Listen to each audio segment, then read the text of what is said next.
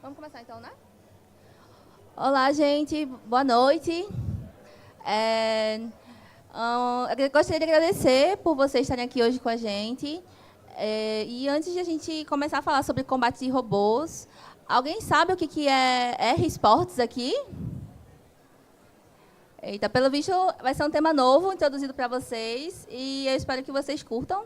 Eu me chamo Cristina e estou aqui junto com Lissa, Miguel e Flávio. Nós somos estudantes de Ciência da Computação lá da CSL School e também pesquisadores do grupo de pesquisa chamado Garagino. E o nosso grupo de pesquisa ele busca resolver problemas baseados em artefatos reais, né, objetos reais, unindo com a tecnologia. E o nosso grande tema, assim, a nossa grande inspiração é justamente fazer projetos colaborativos em que a gente tenha uma grande troca de ideias e a gente possa colaborar tanto com pessoas do laboratório como pessoas de outros lugares. E isso traz muito um outro grande princípio para a gente, que é o open source. Então, tudo que a gente produz lá no laboratório está disponível para vocês na internet. Se vocês acessarem nosso GitHub, vai estar lá disponível os códigos de tudo que a gente produziu, né? E falando um pouquinho do nosso trabalho, a gente conta com 3 linhas de pesquisa atualmente. A primeira é do robô seguidor de linha, que é esse aqui, é mais à direita, a minha direita, né? Que é a linha de pesquisa que nós 4 atuamos e competimos nacionalmente. A gente foi para a Campus Party de São Paulo competir lá. E a gente também tem o Isaac, que é esse robozinho aqui do meio. Ele está em reconstrução, mas nos anos de ouro dele, que foi em 2016, mais ou menos, antes do grupo de pesquisa surgir, ele foi competir internacionalmente na categoria de robô de assistente doméstico. Então, ele foi muito foda por um tempo. Agora ele está em processo de reconstrução. E a gente também tem agora a mais nova linha, que é o Mangagá, que é o nosso robô de combate, que é a categoria mais nova. E a gente até trouxe ele aqui para vocês darem uma olhadinha, para terem uma noção de escala. Ele é um pouquinho maior que a minha mão, assim, aberta, né? Mas ele conseguiu se classificar bem legal lá na competição. Ele não parece ser muito agressivo, né? Mas a nossa estratégia foi muito legal lá na competição, né? E... Opa! Desculpa. Faço errado.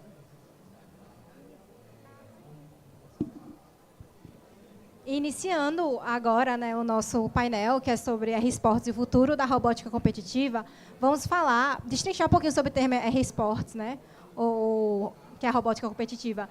Vamos iniciar conceituando esportes. Existem 2 vertentes de significado de esporte, né? A mais tradicional, que é essa primeira, que fala que esportes é um conjunto de atividades físicas ou jogos que exigem habilidade, obedecem regras específicas e são praticados individualmente ou em equipe. Nesse contexto, eles pensam que esporte tem mais a ver com esforço físico ou com habilidades motoras complexas. No entanto, há uma segunda vertente mais inovadora, mais atual, que fala que os esportes vão além do esforço físico, que eles englobam atividades que exigem competitividade, regras bem definidas e objetivos claros para superar adversários. Neste contexto, alguns esportes, exemplos, seriam o esportes, Fórmula 1 e o xadrez, né? A gente fala tanto hoje em dia de esportes, por que não o R-Sports também seria considerado um esporte? Tanto os esportes como a Fórmula 1, ele precisa de grande foco, de um grande esforço, precisa de que eles tenham um tempo de reação muito abaixo da média, e se eles não cumprirem esses requisitos, eles podem perder, ser desclassificados, e até mesmo na Fórmula 1 podem sofrer um acidente. Então, você vê que os atletas eles precisam completar muitos requisitos para eles conseguirem participar dessas competições. Além disso, o enxadrismo ele foi considerado pelo Comitê Olímpico em 2001 como um esporte também. Nesse ensejo, a robótica competitiva, assim como o xadrez, foi recentemente reconhecida como um esporte de competição pela Comissão de Esportes da Câmara de Deputados.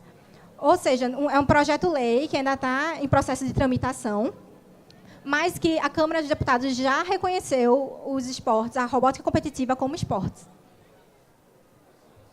As competições de robótica elas envolvem várias habilidades específicas, soft skills, hard skills, que Cris vai falar um pouquinho mais à frente sobre elas. Mas já adiantando algumas, até para provar meu ponto, nós temos o treinamento contínuo, nós temos o foco, a cooperatividade, né, o trabalho em equipe, temos o planejamento estratégico, entre outros. E um exemplo por exemplo, na Robocup Brasil e também nas Olimpíadas Brasileiras de Robótica, os atletas sempre buscam pelo melhor desempenho de suas criações. Nossa, barulho. Além disso, você legitimar as competições de robótica como esporte não é só legitimar a robótica, mas é também promover a educação, também que vai ser um tema que Cris vai tratar mais à frente. Então, nessa linha tênue entre esportes tradicionais e esportes tecnológicos, o R-Sport vem até para revolucionar o que é ser um atleta em pleno século XXI. Bom, antes da gente prever um futuro onde os esportes são um esporte como a gente conhece hoje, a gente tem que analisar o passado, né? Como dizia Confúcio, se queres prever o futuro, estuda o passado.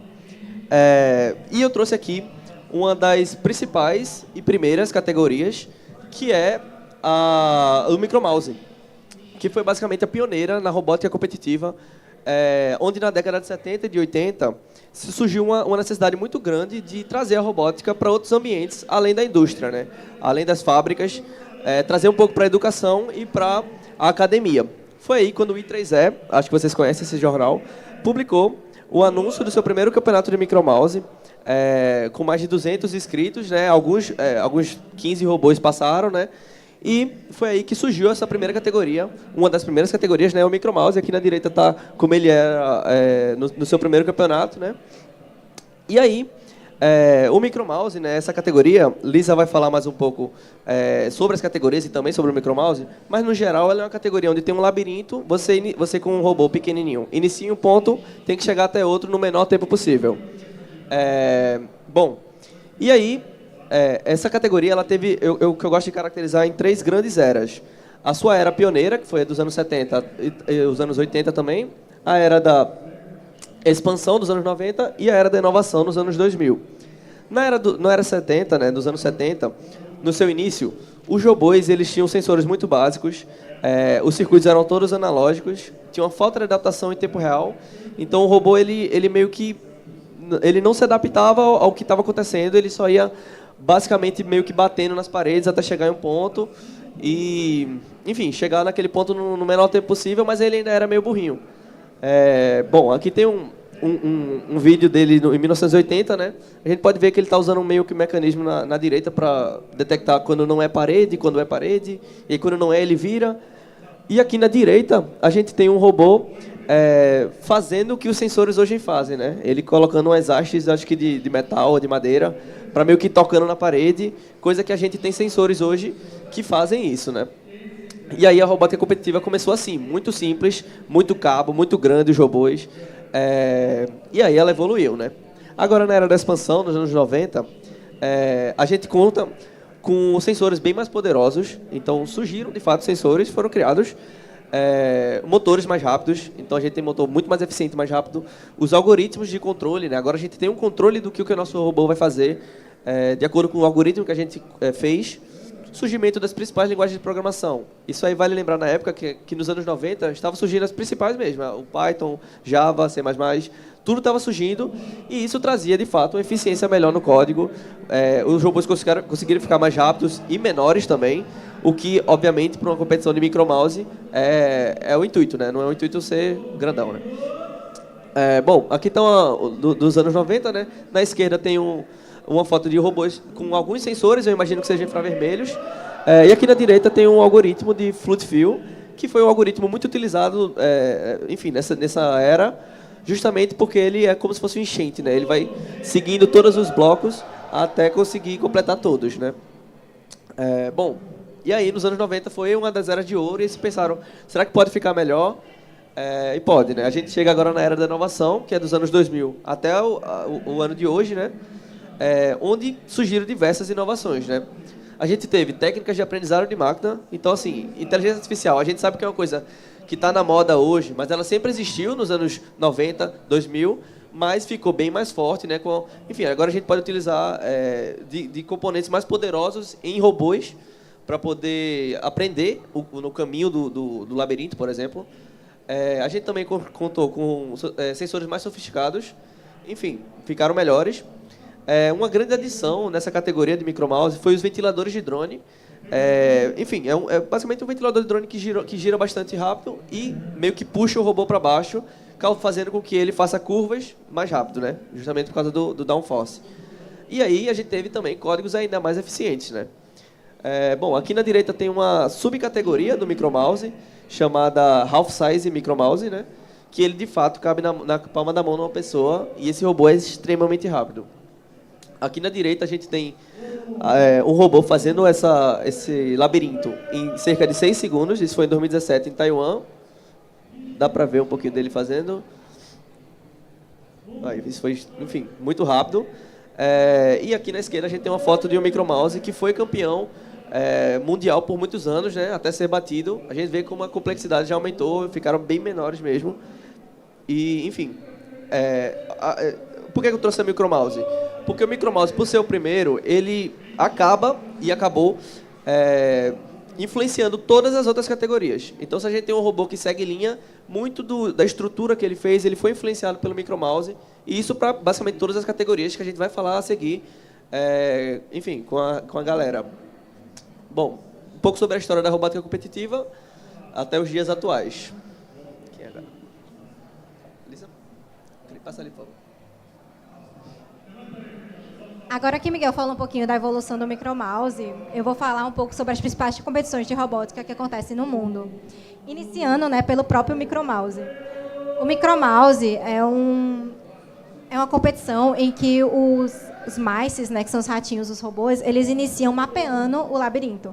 Ou seja, eles vão ver, identificando onde é a parede, onde eles podem andar, até achar onde ele está, né, até ele achar o centro. A partir do centro é onde eles tentam buscar a saída.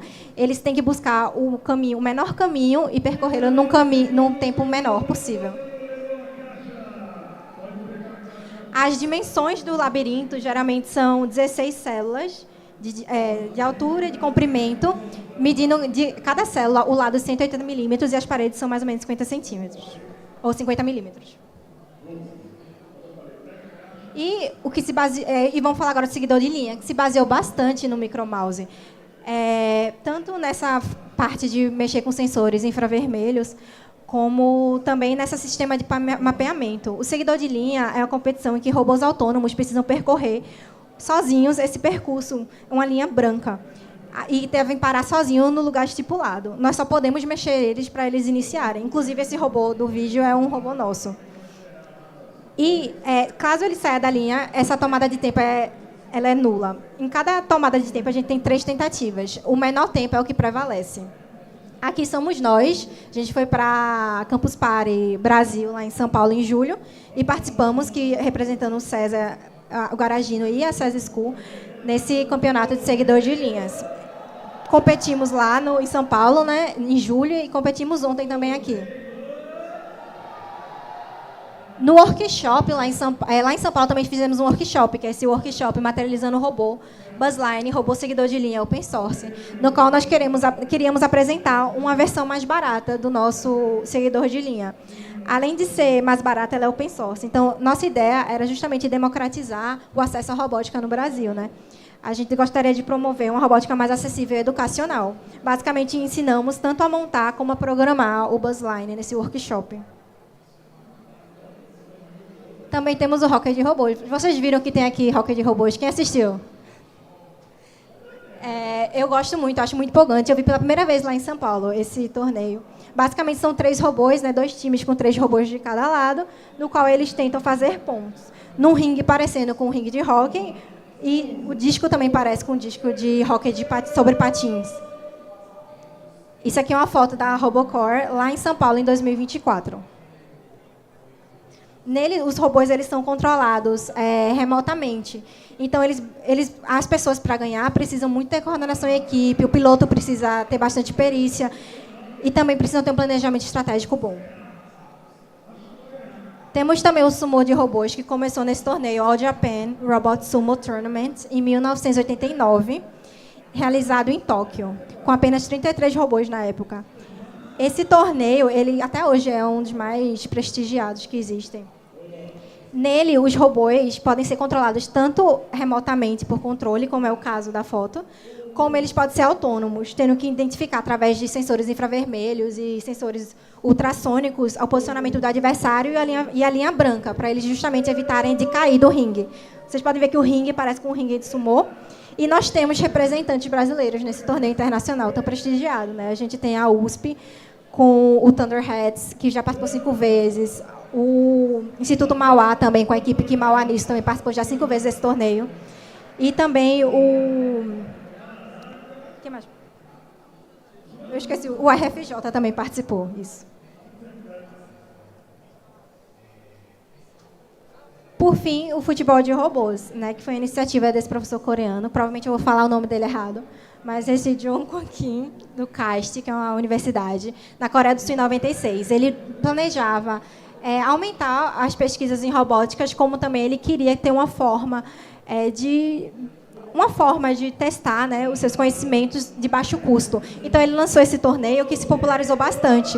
Hoje em dia, ele é regularizado por 2 federações, né, que é a FIRA na Coreia do Sul e a Robocop do Japão.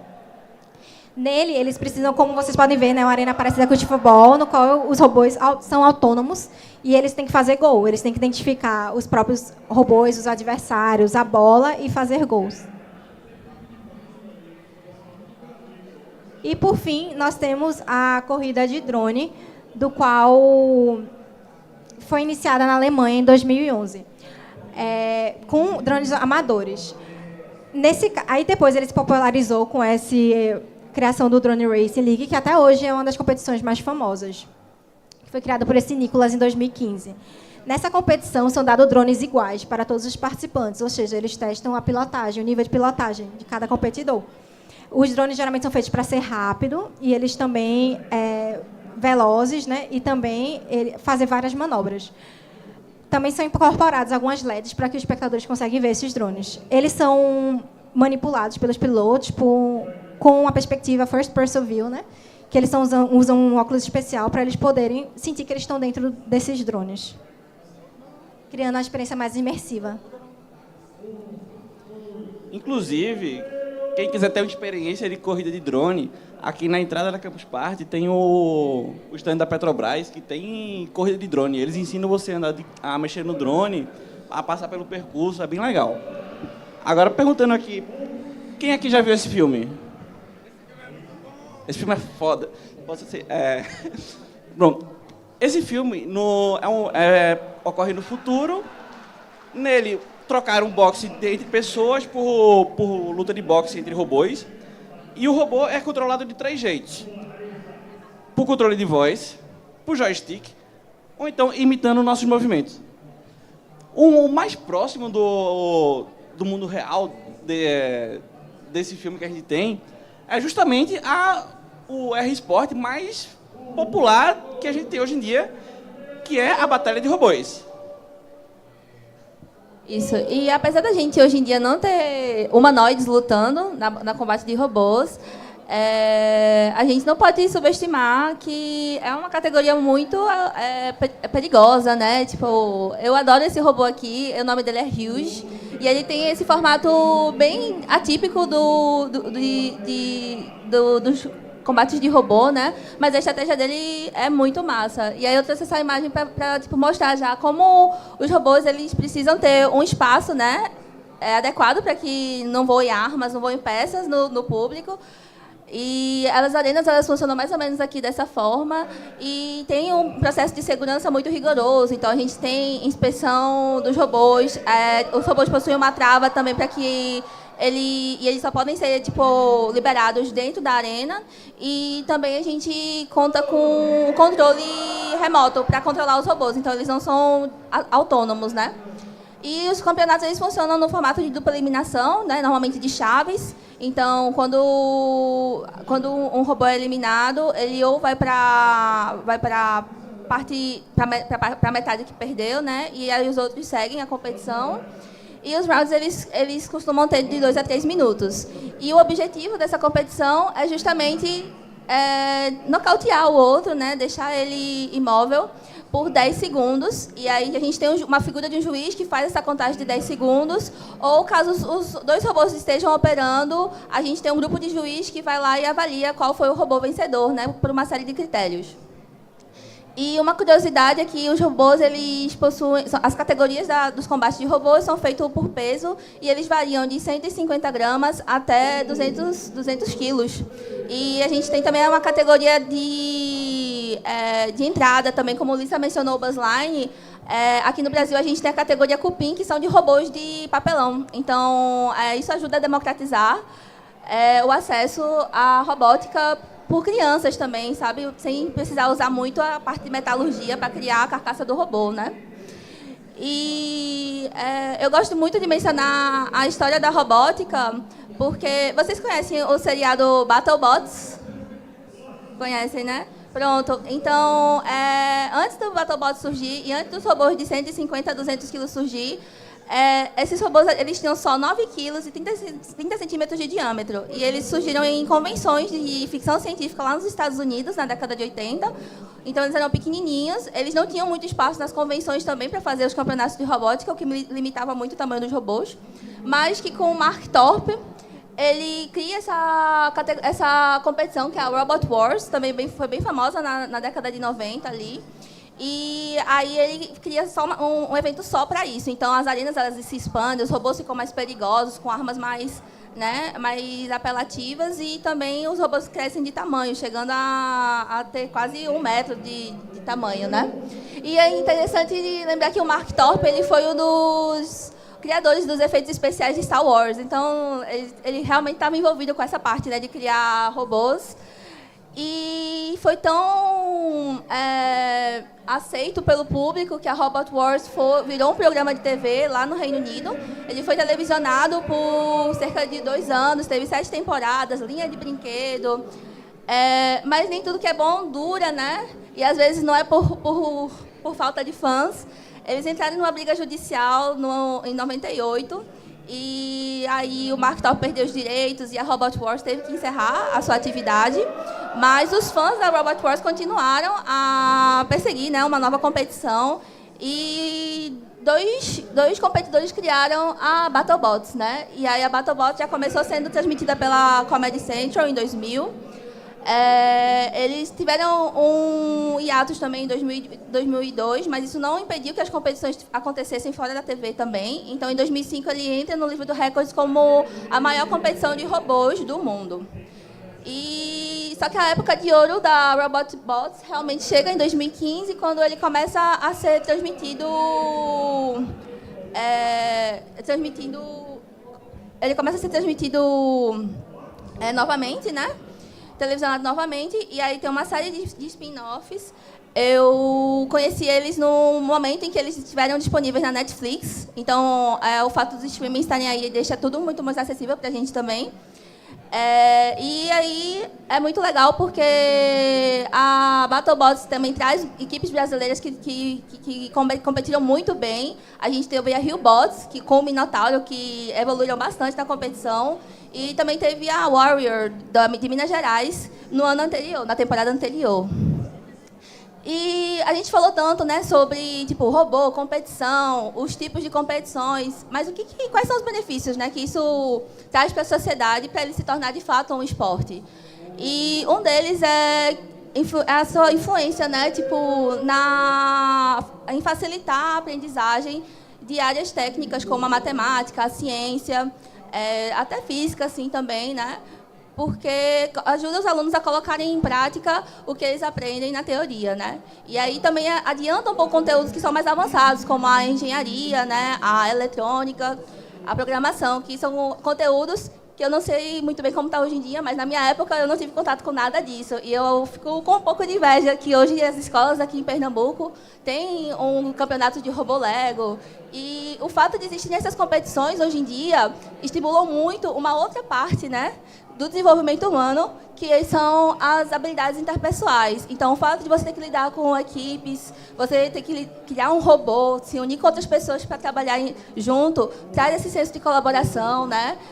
Ajuda as crianças, adolescentes a lidarem com problemas complexos, né? Porque não é fácil construir um robô, gente. É muito desafiador. A gente passa por isso, a gente está sofrendo com isso.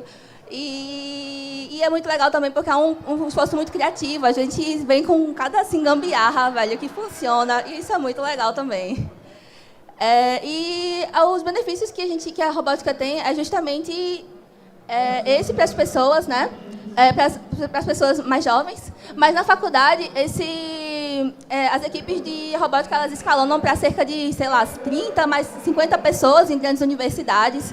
E aí isso traz outras habilidades organizacionais, porque ele ganha uma configuração de empresa mesmo. Então, mesmo antes de entrar no mercado de trabalho, os estudantes das faculdades eles podem ter uma noção de como fazer a divisão de tarefas dentro da equipe de robótica. Também tem noção de recursos humanos, gestão e lideradores de setores. Por exemplo, o Flávio poderia ser o gestor do robô seguidor de linha e Miguel aqui o subgerente dele, sabe? E aí isso é muito legal porque a gente é um time pequeno ainda, a gente nunca nem pensou nisso, mas os times lá, eles fazem processos seletivos para definir esses cargos entre eles, né? E fora que, tipo, o pessoal de marketing, eles têm um pessoal de marketing que vão lá, fotografam, filmam eles, colocam eles nas redes sociais. Então, realmente teve uma configuração muito maior do que a gente imaginava, né? E isso ajuda a preparar realmente as pessoas, né, a nova geração, para que eles se tornem profissionais mais capacitados para o mercado de trabalho. E a gente também não pode deixar de falar do impacto disso na indústria, né? Esse aqui a gente trouxe um exemplo muito puxando para o nosso lado, né, que é do robô seguidor de linha, que já está presente em algumas montadoras de automóveis. Então, esses robôs eles ficam responsáveis de fazer o transporte de carga dentro das indústrias, e eles seguem essa linhazinha aqui, tal qual o nosso robô também faz, só que numa escala completamente diferente, né? E aí, é sobre isso que eu falo, e aí eu gostaria de finalizar, assim, realmente, dizendo assim, um impacto bem pessoal assim, na minha vida da robótica, que me trouxe coisas muito, muito incríveis, e que eu acho muito importante mencionar. E vale falar também que robótica hoje em dia já é um projeto de lei, então não está sendo só reconhecido pela gente pesquisadores, mas também por nossos líderes, né? Vamos mudar um pouquinho assim. A gente está falando até agora sobre R-Sports, mas vamos mudar para e-sports. Quem aqui, 15 anos atrás, em 2009, conhecia sobre e-sports? Sobre o termo e-sports? Ninguém levantou a mão. Pronto. Esse aqui é o estado do Mineirinho. 15 anos atrás, se eu falasse que estava indo para o Mineirinho ver um jogo, todo mundo ia pensar o quê? Estou indo ver a seleção de vôlei jogar. Estou indo ver Giba. Hoje, 7 de setembro, está rolando o Campeonato Brasileiro de LoL, de League of Legends.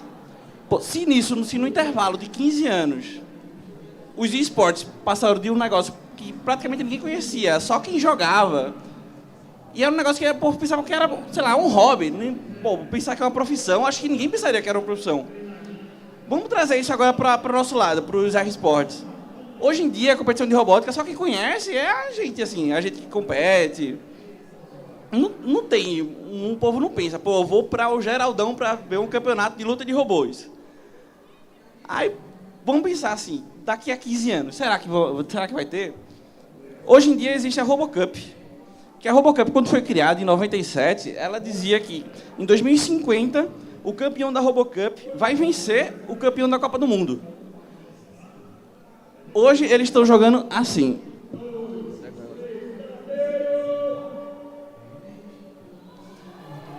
Eu não acho que dá para ganhar o do Real Madrid assim. Mas, vê o tanto de gente que já tem aí. Já é um bocadinho de gente. Hoje em dia, robótica está sendo ensinada nas escolas, como o Cris estava falando. Já você consegue... tem o stand da Robocore aqui na Campus Party. Você consegue comprar um kitzinho de R$80, que já é uma aranhazinha que é legal. Agora, se você tiver mais dinheiro, você tem um kit de Lego de R$5.000, que você pode fazer ele montar um cubo mágico. Tipo, nem eu consigo, você consegue fazer ele montar um cubo mágico. Pô, daqui a 15 anos, a galera que você vai falar com o pessoal no meio da rua vai ter conhecimento de robótica como eu tenho conhecimento de matemática e física, e química, sei lá, uma pessoa normal tem. Não pode ser sei lá, para fazer uma tese, mas vai ser o básico que a pessoa vai ter. Ou seja, quem sabe? Por que a gente não pode falar, sei lá... Por que não quer passar?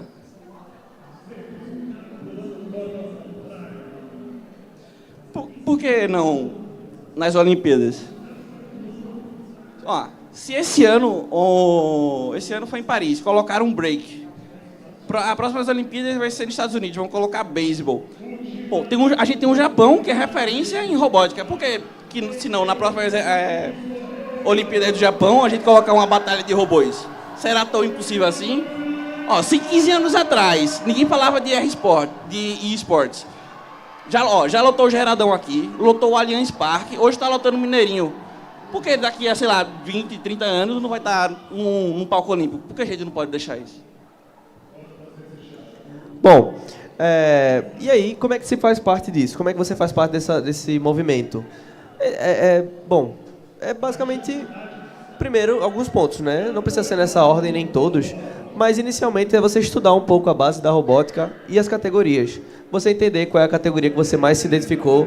A gente gosta muito do Follow Online, mas a gente também não descarta outras categorias, então entenda qual que você gosta mais, qual que vocês não gostam, e estude a base da robótica. Entenda como é que é feito os robôs, como é que é feito o que é Arduino, enfim, entenda a base, não precisa ser expert, não precisa ser expert em nada, na verdade, mas pelo menos a base é bom entender. Participe de grupos e comunidades, como foi citado, as escolas hoje em dia, ainda enfim, tem robótica como matéria, participar desses grupos, colar com pessoas que querem fomentar isso, né? Nas faculdades, as faculdades já tem alguns grupos de robótica envolvidas, e comunidades avulsas, além de escolas e faculdades, né? Enfim, de pessoas entusiastas da robótica. E mesmo que você não tenha tanto incentivo assim, é muito legal que a própria comunidade da internet, a gente tem muito tutorial lá disponível, muito material open source, de fato, de pessoas que já fizeram isso, já testaram, já choraram, mas que colocou lá o processo que eles acharam mais legal para vocês continuarem, sabe? Então, não tem desculpa, se vocês gostam, tem como, sim, interagir. E eventos como a Campus Party, o Hack and Play, eles trazem muito essa integração. Então, se tu tá sozinho, viu um evento legal de robótica, chega lá que tu vai conhecer muito mais gente também que está interessado, entusiasmado nessa área também. Perfeito. Isso aí que tu falou é justamente o ponto 3 de se mover em competições, né? Em Recife, a gente tem um berço de conhecimento, a gente está sediando a Campus Party e a gente cedia o Hack and Play, que tem robótica envolvida. Então, se você, poxa, sempre gostei de robótica, mas não tenho ninguém para ir comigo, ou nenhum projeto envolvido, vai para o Hack and Play, vai para esses eventos, que lá você vai conversar com quem você quer conversar e você vai entender mais. E o quarto ponto seria buscar mentorias e orientação. Então, se você tem aquele professor que ele é envolvido com robótica, tem um colega que sabe muito de certo assunto de robótica, converse com ele, entenda, enfim, como é que funciona, para que caso você goste, você se envolva também através dessa pessoa, né? Bom. E as competições locais? A gente tem competições de nível mundial, nacional, regional. Essas duas, a First Robotics Competition e a RoboCup, são internacionais. A First é só para pessoas do ensino médio. A RoboCup já foca muito em inteligência artificial. A gente tem aqui em Recife, tem um Robocinho, vocês devem ter visto o stand dele por aqui. Eles são, se eu não me engano, 3 vezes campeões mundiais da RoboCup, 7 vezes latino-americanos e 9 vezes campeões brasileiros. Eles são referências. Se você gosta de futebol, assim, ou de robôs, quer juntar os dois, passa no stand da Robocinho, conversa com eles, que eles são referências, assim, tipo, não só em Recife, no Brasil inteiro. Nós temos aqui, e também, em termos nacional, a gente tem a OBR, que é a Olimpíada Brasileira de Robótica, tem o torneio SESI e a Iron Cup, tem vários outros. Eu estou citando alguns poucos. Quando a gente fala de OBR e torneio SESI, tem seccionais, no caso, tem a parte de Recife, a parte de Nordeste, Aí nisso ajuda a espalhar o campeonato de robótica pelo Brasil, assim. Quanto a Recife, aí nisso ajuda com que os colégios incentivem o pessoal a ir atrás de um certo torneio. Quando a gente fala daqui de Recife, a gente não tem um calendário fixo de competições. A gente está tentando mudar isso agora. Mês passado a gente teve o PE Bots, que foi no campus da UPE, que lá a gente teve campeonato de sumô, de batalha, de seguidor de linha. Foi bem legal. E vamos ter o Hack and Play. Aqui está a data para vocês verem, é de graça, fica na Ilha do Marco Zero. Aí lá a gente vai ter a apresentação de follow line, no caso de seguidor de linha. Provavelmente vai ter batalha de robô, vai ser bem legal lá. Se você não conhece nada de robótica, não conhece ninguém envolvido com robótica, chega lá, procura algum robozinho no chão e fala com a galera que você vai se enturmar. Bom, e aí eu queria falar um pouco sobre as equipes. As principais, já foi citado várias equipes do Brasil, mas eu queria trazer um foco mais em Pernambuco, né, para dar também um abraço para a galera, né. Tem o nosso grupo, né, o Garagino do César, tem a galera da UPE com o Carranca, com a galera de engenharia, né, da UPE, também tem a galera de física da UPE com o grupo Bytebenders, a galera da UFPE com o Maracatronics e o Robocin, claro, os maiores, né, também da UFPE. Então, assim, essa galera que está fazendo esse cenário em Pernambuco, a galera que a gente gosta muito de competir, sempre na amizade. Inclusive, a competição ontem foi bem legal com essa galera da UPE também. Enfim, é a gente que está fazendo esse movimento aí e a gente espera que tenha mais também, outras faculdades, outras escolas, pessoas avulsas. A gente espera sempre que esse cenário aumente cada vez mais. E é isso, pessoal. Gostaria de agradecer, né, por vocês terem vindo para nosso talk. Esses são nossos contatos. Se vocês quiserem o QR Code dos slides, e pode escanear aí. Alguém tem alguma pergunta, alguma dúvida?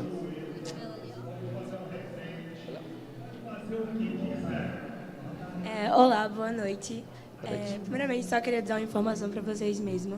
Vocês falaram sobre a modalidade de First Robotics Competition, mas não sei se todos sabem, mas uma equipe de FTC, que também é da mesma comunidade da First, que é a First Tech Challenge, chamada Heavy Atom, aqui no Campus Party. A gente estava sediando durante esses 3 dias e 4 dias. Amanhã vai encerrar um campeonato de robótica. E o interessante é que tudo foi totalmente organizado por alunos do ensino médio, sabe? A gente conseguiu essa ponte com o contato da Campus Party e conseguimos aqui sediar, estamos sendo um dos patrocinadores oficiais. Então, assim, isso já é um marco grande para a gente, porque somos alunos do ensino médio. Mas a minha pergunta é, como é que a gente consegue mais patrocinadores e mais pessoas que acreditem na gente, sabe? Porque a Campus realmente acreditou na gente, no nosso projeto, e apoiou, tanto que a gente teve o torneio, veio equipes da Paraíba, enfim. E tem juízes aqui também na plateia. Eles estão aqui assistindo. E é sobre isso, sabe? Como é que a gente pode passar mais credibilidade para as empresas e tal, sabe? Porque eu vejo que é uma área que está tendo investimento, mas também não está tendo tanto investimento como games, enfim, sabe? Uma forma para a gente conseguir captar mais patrocinadores.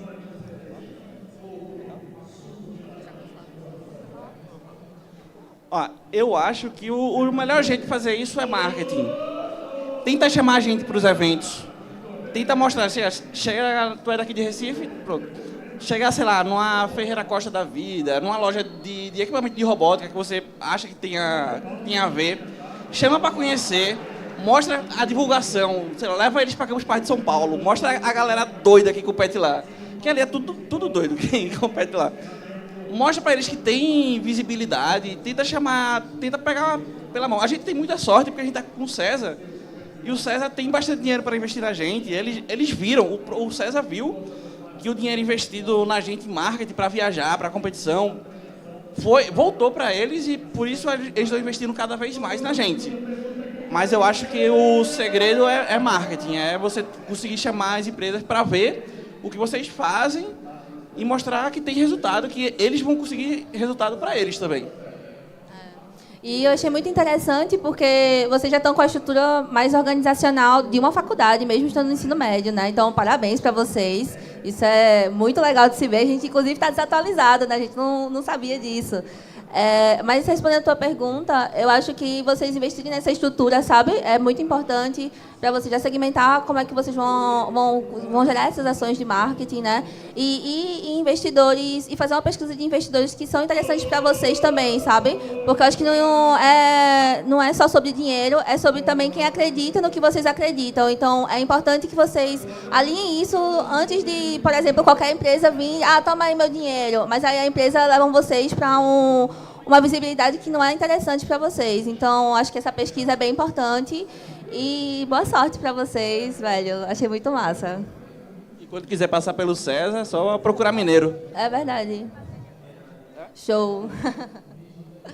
E aí, gente, tem mais alguma pergunta? Alguém mais? Eu nem vi. Então, o moço está correndo quase com a tocha olímpica ali. Primeiramente, boa noite. Boa noite.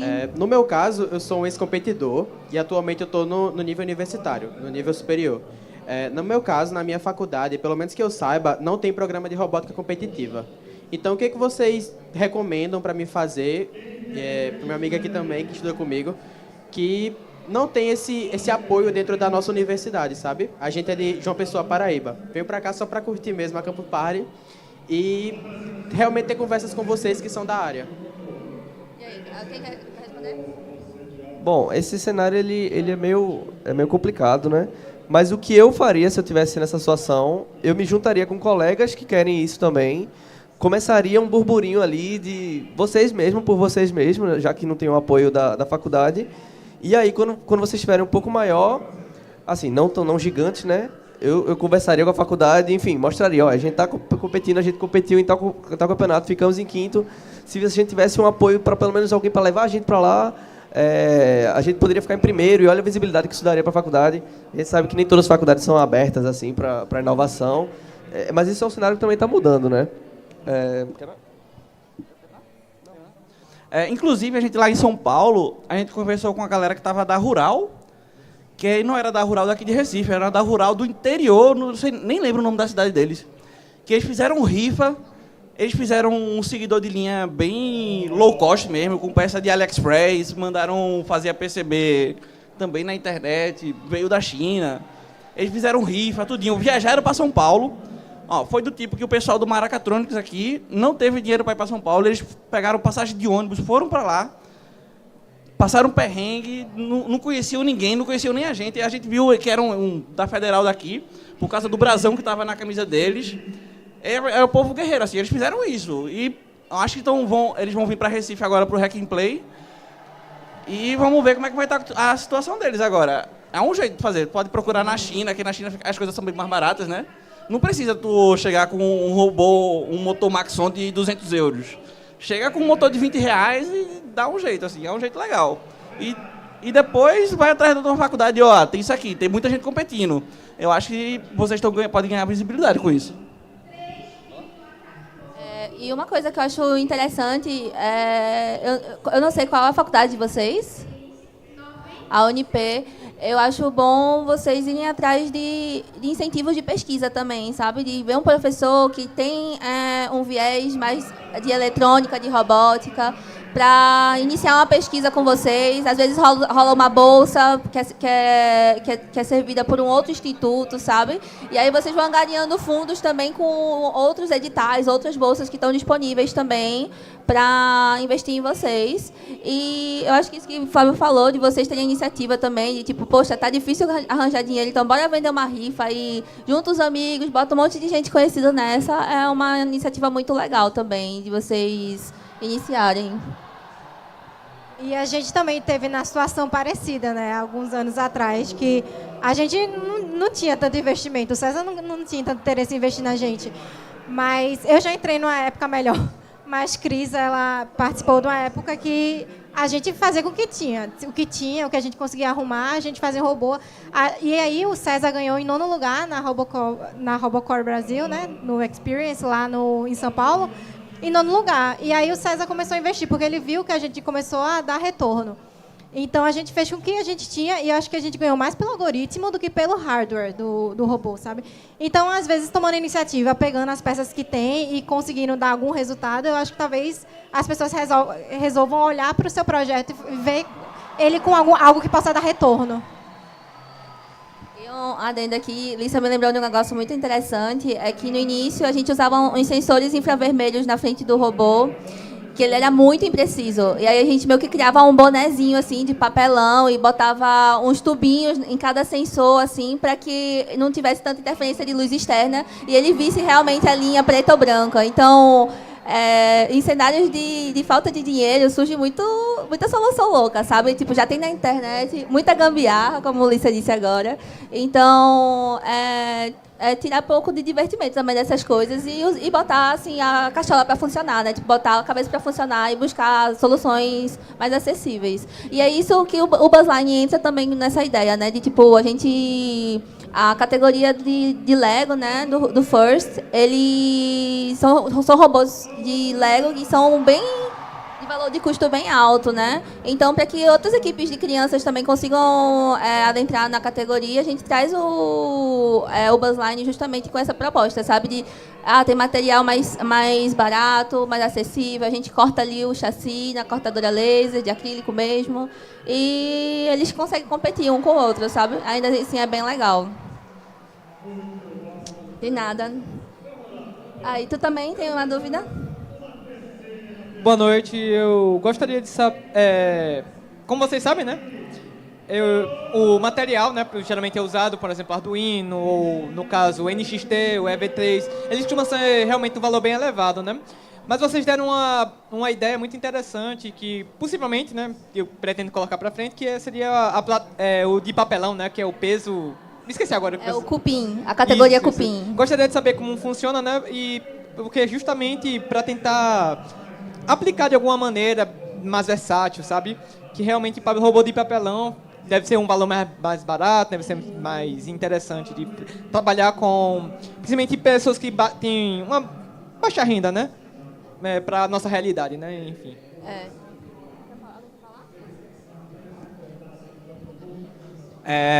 O cupim, ele tem... Se tu entrar no site da Robocore Experience, tem a regra de todas as categorias. Lá tu vai ter as categorias, os dados mais técnicos do robô. A gente faz mais seguidor, a gente sabe muito bem de combate, mas eu sei mais ou menos por alto, assim. Ele tem que ser de papelão ou de madeira. Ele usa aquele motorzinho amarelo do Buzzline. E a arma é bem simplesinho, de acrílico. E ele é todo montado, assim. E tem categoria de peso, ele tem um peso mínimo, tem toda dimensão em centímetro. Que se tu entrar no site da Robocore e pegar o da Robocore Experience, aí tu vai ter os dados direitinho das dimensões do que pode e do que não pode usar. Mas a gente tem um contato, inclusive, de uma das pessoas, né, dos competidores, que foi um dos criadores dessa categoria lá na Robocore Experience em São Paulo. Ele é pernambucano, então, caso vocês queiram o contato dele também para trocar uma ideia, porque ele passou por tudo isso que tu vai passar, só que ele pode adiantar o teu caminho, né? Aí tu fala comigo que depois eu pego o teu contato e te conecto com ele, certo? Inclusive,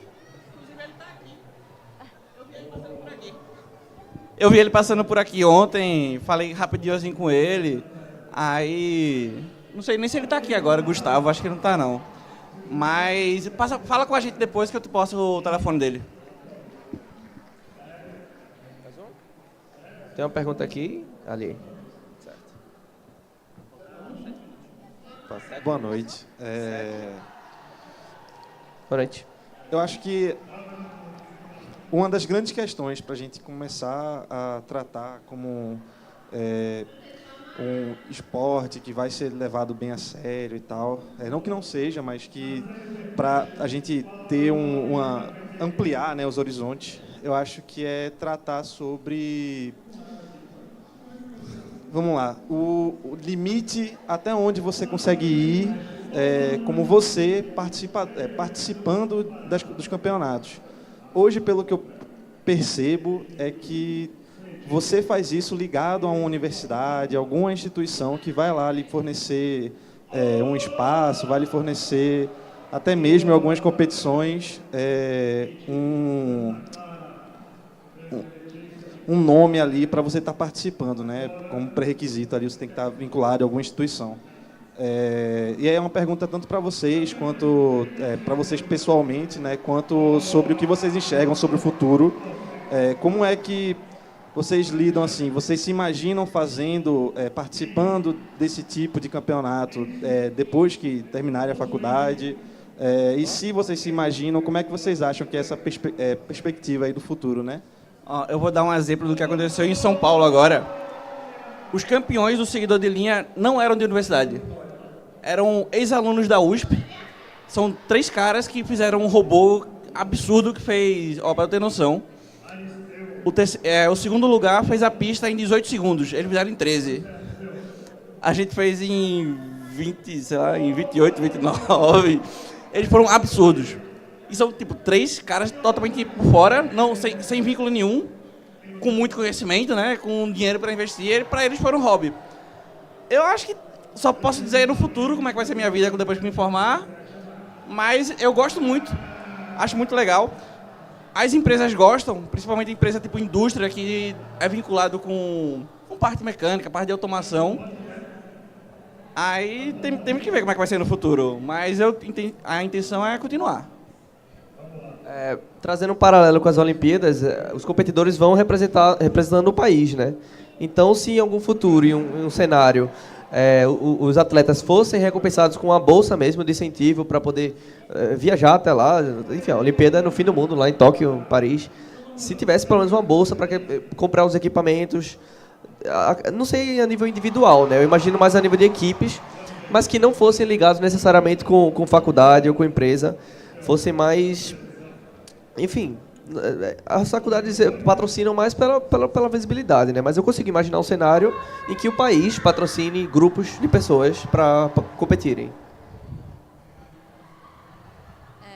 E apesar de não ser tão frequente assim, para a nossa área ainda existem algumas oportunidades. O cabelo fica voando na minha cara, desculpa, gente. Existem algumas oportunidades assim, em algumas startups que mexem com sistemas embarcados. Existem empresas que também mexem com sistemas embarcados que acabam dando a oportunidade da gente trabalhar não diretamente com robótica, como a gente viu aqui, robótica competitiva, né? Mas a gente ainda lidar com essa parte de hardware que, quando a gente está na área de programação, é um pouco mais obscura, né, essa área. Então, apesar de ser pouco, ainda existe, assim, numa vibe mais maker, vagazinho numa vibe mais, assim, mão na massa mesmo. Acho que ela pedia até um pouquinho de modelagem 3D com Fusion, que são outras habilidades, assim, que a gente acaba usando na construção do robô. Mas eu acho que isso é uma coisa legal de colocar em perspectiva. Mas, assim, não querendo muito desanimar, é mais difícil você ver equipes mais velhas, assim, como essa de São Paulo, atuando depois da faculdade, sabe? Porque aí a vida chama, né, gente? A gente precisa pagar conta, a gente precisa cuidar dos boletos. Mas eu espero, assim, que no futuro, como o Miguel mencionou, existe um incentivo maior para que as pessoas possam continuar trabalhando com o que elas gostam mesmo, com o que elas curtem. Eu espero que vocês consigam, inclusive, já que vocês já estão na área também desde cedo. E acho que é isso. Quer adicionar alguma coisa? Pronto. Então, acho que... Só uma última dúvida. Em relação às modalidades aqui no Brasil, acho que realmente são mais fortes. São essas só de linha? Ou tem outras modalidades que são mais focadas em desafio? Porque a da First, como eu falei, são 3 modalidades. Tem a de Lego, que é a mais conhecida. Tem essa da First Tech Challenge, que é tipo com robôs semi-industriais, que é baseado no Arena. Que são vários desafios. Não é tipo uma coisa só tipo de linha. E tanto que todo ano renova desafio. Inclusive hoje, por coincidência, foi lançado um novo desafio. Então, assim, as equipes têm um período de, 6 a 7 meses para construir o robô. Tudo isso no ensino médio, é uma experiência muito legal. E quando a gente sai, sou ex-competidora, sempre fica aquele gostinho, né? Nossa, eu queria mais, eu queria participar. Se, tem outras modalidades parecido com isso, sabe? De desafios que não seja só focado em linha ou coisa do tipo, entendeu? Eu queria saber se tem outras modalidades assim. Olha, tu me pegasse agora, vice, que a gente não mapeou, assim, esse tipo é tipo uma competição também, né? Mas que é mais livre, né? Para você resolver problemas diretamente, né? Mas fica aí, eu acho que um próximo passo para a gente mapear isso. Qualquer coisa, se a gente achar coisas legais também, a gente pode entrar em contato contigo. E a gente criar essa rede de conexão, né? De compartilhamento de conhecimento. Eu não sei se tem de desafios. Eu acho que tem. Eu acho que eu deparei com algumas. Mas também tem umas famosas que são tipo trekking. Vocês já viram? Que também é de obstáculo, fazer percurso, pegar objeto, colocar em tal lugar. Então tem uns parecidos com o que tu tá falando. Na minha cabeça agora veio o trekking só. Mas eu já vi também de resolver cubo mágico. Esses desafios, assim. Tem bastante competição. É porque eu foquei mais envolvendo esportes, assim. Mas se você pesquisar, acho que tem alguns assim. Alguém tem uma última pergunta para fazer?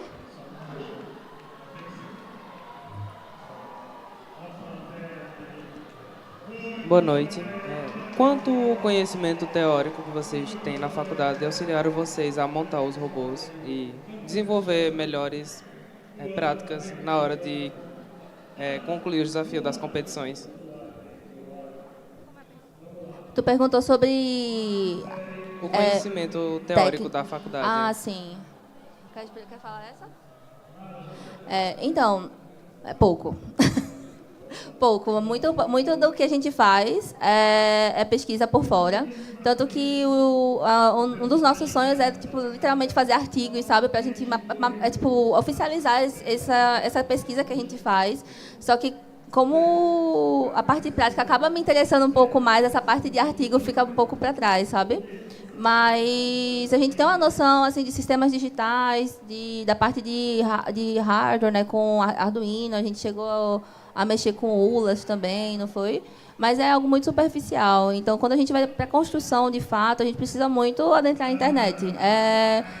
É a pesquisa direcionada para o teu objetivo, sabe? A gente fala muito do seguidor porque é o que a gente já realmente vivenciou, mas qualquer categoria que tu for entrar, tu vai ter que entender quais são as regras, quais são as tecnologias que a galera está usando. E nas competições você vai ver que tem gente muito além do que já está documentado na internet, sabe? Então é uma pesquisa muito individual, muito no processo mais autodidata mesmo. Pronto, galera, é isso. Aí a gente vai ficar ali atrás se quiser tirar alguma dúvida, se quiser pegar o telefone do Gustavo lá, aí tu fala com a gente. E obrigado. Tirar uma foto.